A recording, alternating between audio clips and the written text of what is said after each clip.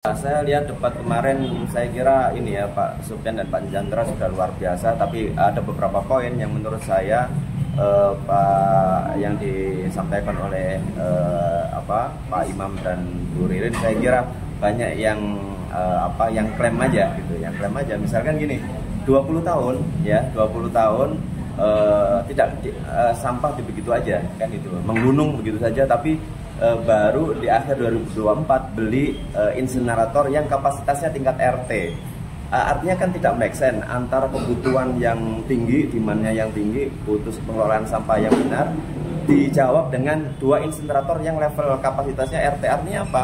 Tidak ada keberpihakan sama sekali kepada rakyat untuk ngurus sampah. Itu bohong berarti. Dia mau seolah-olah mau mengelabui masyarakat bahwa oh ini loh saya beri solusi insinerator, tapi insineratornya rakyat nggak tahu insinerator itu kapasitasnya untuk RT gitu loh. Sedangkan RT kita ada berapa ribu, ya kan?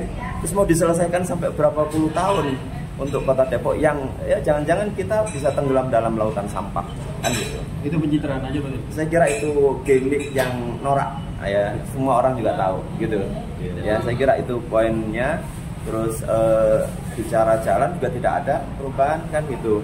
20 tahun apa yang dilakukan? Hanya 1 kilo penambahan jalan. Ya kan itu kan artinya apa?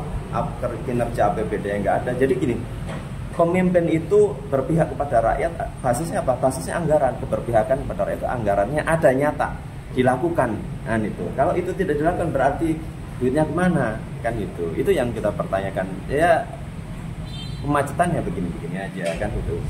Bisa nggak dilebarin? Bisa. Oh ini katanya jalan nasional, tinggal koordinasi dengan pemerintah pusat kok, nggak ada yang susah kan gitu.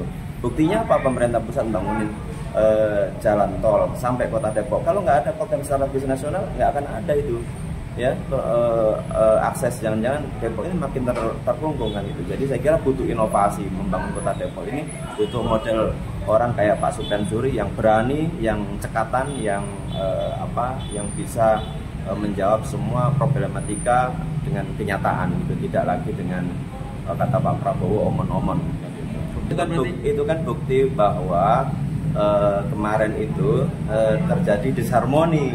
Jadi ada wali kota yang tidak memberikan penghargaan udah dibangunin jalan kok nggak tahu terima kasih. Itu benar nggak? Kalau orang Indonesia, orang Melayu, orang Jawa pasti nggak tahu terima kasih lah itu. Itu kan keberpihakan ya, keberpihakan pada masyarakat. Itu ya tunjukkan bukan masyarakat bahwa memang betul adanya pembangunan itu. Jangan klaim semua sudah saya lakukan, apa yang dilakukan kita aja nggak lihat kan gitu. Jadi aneh, misalkan Depok open space di depan wali kota 20 tahun masa dibangun satu Depok open space, berapa sih anggarannya? Ya kan itu. Jadi keberpihakan kepada masyarakat itu tergantung berapa besar anggaran yang dikeluarkan untuk kebutuhan masyarakat gitu. Saya nggak pernah diundang, bahkan dulu Pak Imam sebagai anggota Dewan Provinsi pun nanya ke saya aspirasinya ditaruh di mana ketua, katanya gitu. Loh, padahal dia satu partai kan begitu. Jadi saya kira itu kan menunjukkan teman-teman bisa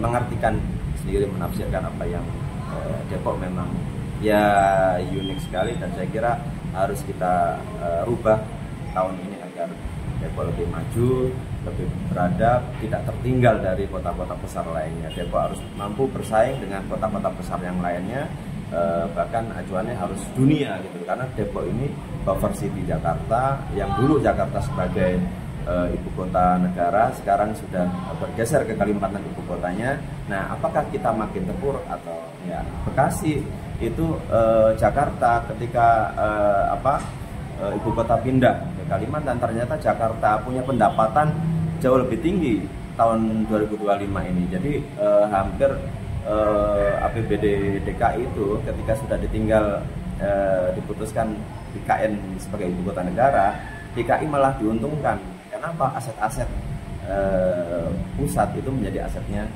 mereka juga. Sehingga apa? Pendapatan dia hari ini 90 triliun lebih. Dan itu Depok bisa nggak? Bisa, sebagai kota yang memang tidak punya wilayah yang luas, tapi harus punya kreativitas yang tinggi. Bagaimana? Investor harus masuk ke Depok. Syaratnya apa? Ya harus dibuka fasilitasi untuk para investor. Apa yang harus disiapkan? Disiapkan perangkatnya. bagaimana misalkan investor-investor, perusahaan-perusahaan digital masuk di Kota Depok. Nanti punya karyawan, punya peluang kerja, ya kan? Kita kan penganggurannya masih tinggi kan gitu, maka butuh dibuka peluang-peluang kerja baru. Jadi tidak hanya berharap di Jakarta saja mungkin, ya kan, walaupun orang Depok banyak kerja di Jakarta, tapi di Depok sendiri harus menjadi tuan rumah. Rakyat Depok harus homely di Depok ini sebagai rumahnya. Jadi dia bekerja, dia tinggal, dia belajar dan seterusnya gitu. Kita sudah mengalami puluhan tahun kan gitu. Puluhan tahun ini masa iya hari ini rakyat Kota Depok tidak merasakan? Saya kira jawabannya adalah harus ada perubahan, sehingga puluhan tahun yang lalu ini kita segera bisa shortcut untuk menaikkan kredibilitas Kota Depok menjadi kota yang kompetitif dan bersaing di sejajar dengan kota-kota dunia gitu.